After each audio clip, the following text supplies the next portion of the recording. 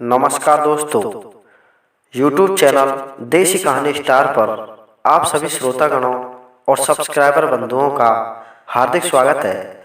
श्रोताओं, हमारे शास्त्रों में लिखा हुआ है कि हमें समय समय पर अलग अलग प्रकार की वस्तुओं का दान करते रहना चाहिए। अगर हमारे घर में दान करने योग्य अगर कोई चीज है तो हमें अवश्य ही दान करना चाहिए। कई बार हमारे पास में धन की भी कोई कमी नहीं रहती है, लेकिन हम दान नहीं कर पाते हैं। इससे हमारे घर में एक बहुत बड़ा दोष पैदा हो जाता है, और दोष ये पैदा हो जाता है कि आप में से 90% लोगों के सामने एक दिक्कत आती है।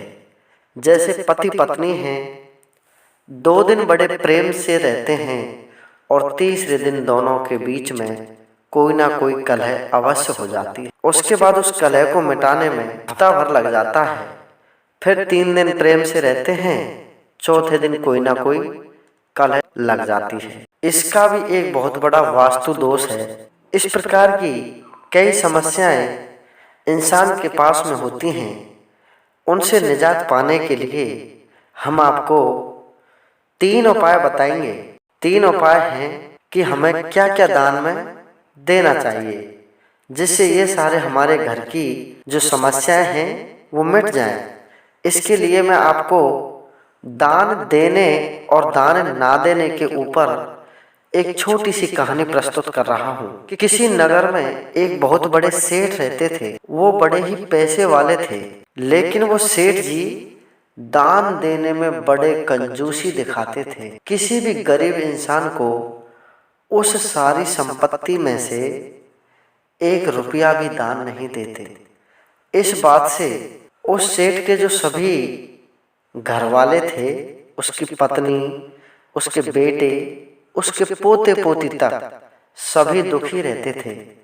कोई ना कोई घर में बीमार बना हुआ रहता था। श्रोताओं, भगवान जिसे देता है उसकी भी परीक्षा लेता है। अगर वो दान में नहीं देता है तो किसी न किसी परेशानी में, किसी न किसी बीमारी में उसका पैसा अवश्य ही खर्च होने लगता है। तो सेठ जी बड़े कंजूस थे। सारे परिवार वाले उस बात से दुखी थे कि हमारे पास में पैसा बहुत है, लेकिन जो हमारे सेठ जी हैं वो ना तो स्वयं दान करते हैं और ना हमें दान करने देते हैं।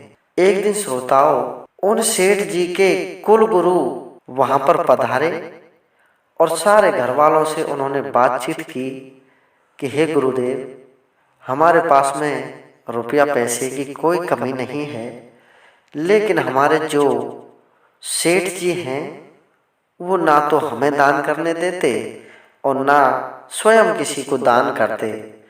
इसलिए हे गुरुदेव, आप इनकी बुद्धि को कोई अच्छा सा मार्ग दीजिए, इन्हें कोई सद्बुद्धि प्रदान कीजिए, जिससे ये किसी को थोड़ा बहुत दान करने लग जाएं और दान करने से हमारा घर सुख समृद्धि से भर जाए।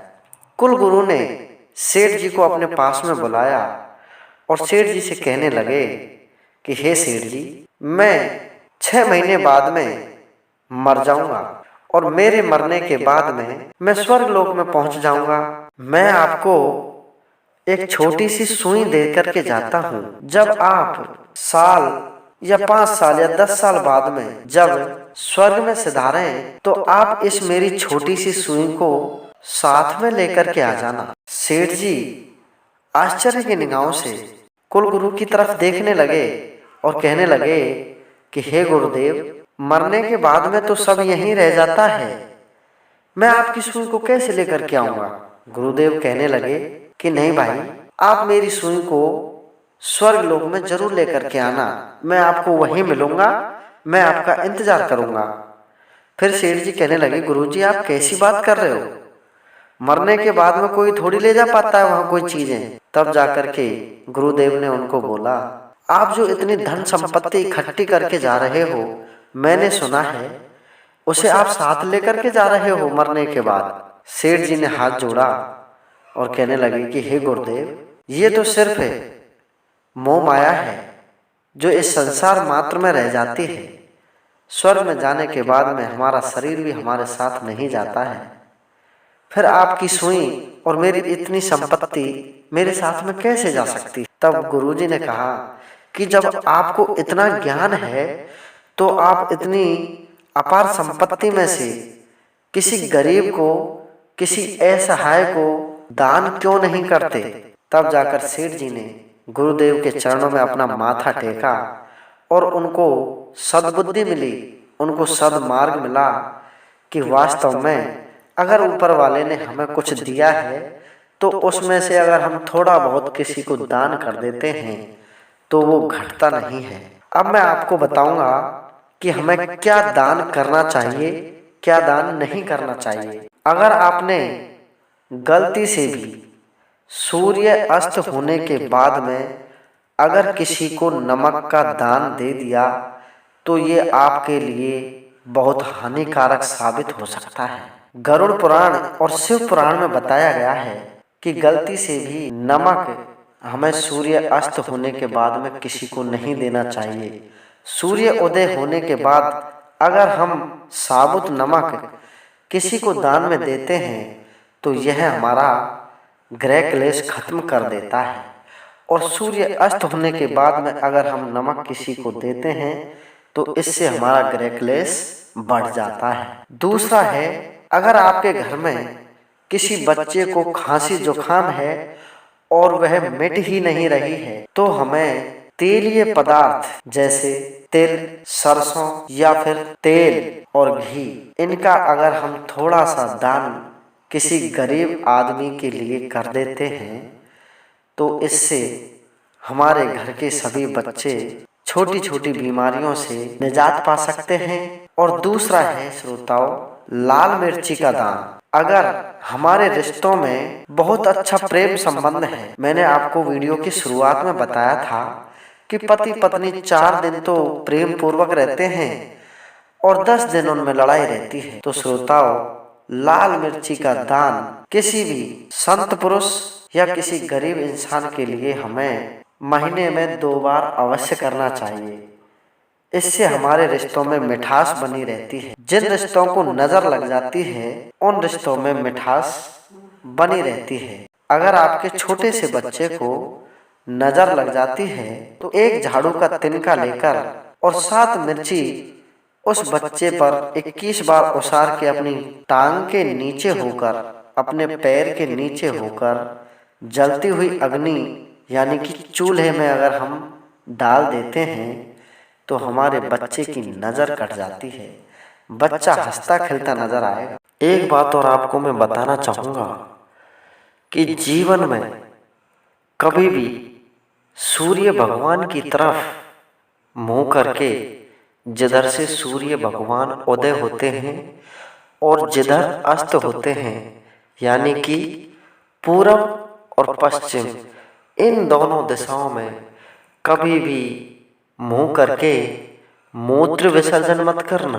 जैसे हम कहीं भी खड़े होकर और मूत्र का त्याग करने लग जाते हैं, दिशा हमें अवश्य ही देख लेनी है। उत्तर और दक्षिण दिशा की तरफ मुंह करके हम मूत्र विसर्जन कर सकते हैं, लेकिन जिधर से सूर्य उदय होता है यानी कि पूर्व दिशा और जिधर अस्त होता है यानी कि पश्चिम दिशा, दोनों दिशाओं में हमें कभी भी मूत्र विसर्जन या मल का त्याग इन दोनों दिशाओं में मुंह करके कदापि नहीं करना।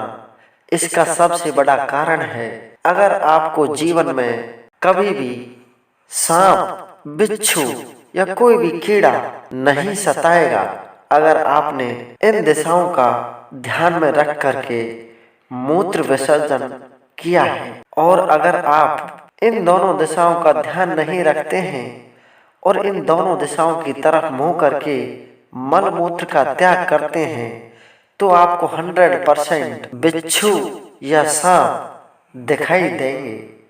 ये 100% फैक्ट बात है।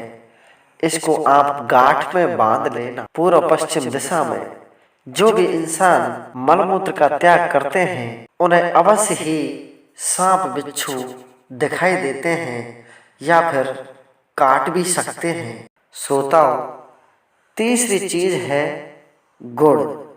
अगर हम हमारे घर के वास्तु दोषों से छुटकारा पाना चाहते हैं तो हफ्ते में एक बार एक छोटी सी गुड़ की डली और गाय की रोटी पर रख के अपने घर के चारों कोनों में उसे 7-7 बार ओसार करके और सुबह सुबह उस गुड़ और उस रोटी को गाय माता के लिए खिला देते हैं तो हमारे घर का जो वास्तु दोष है 100% खत्म हो जाता है। श्रोताओं, अगर आप ऐसी पीड़ा में फंसे हुए हैं जो ना तो किसी दूसरे को अपनी पीड़ा बता सकते हैं, ना अपने घर वालों को अपनी पीड़ा बता सकते हैं, कई बार हमारे सामने ऐसी समस्या आ जाती हैं कि हम स्वयं उस समस्या में घिर जाते हैं और अकेले ही अकेले घुटते रहते हैं। ना तो अपने माँ बाप को उसे बता सकते, ना अपने बीवी बच्चों को उस समस्या को बता सकते और मन ही मन चिंता में डूबे रहते हैं।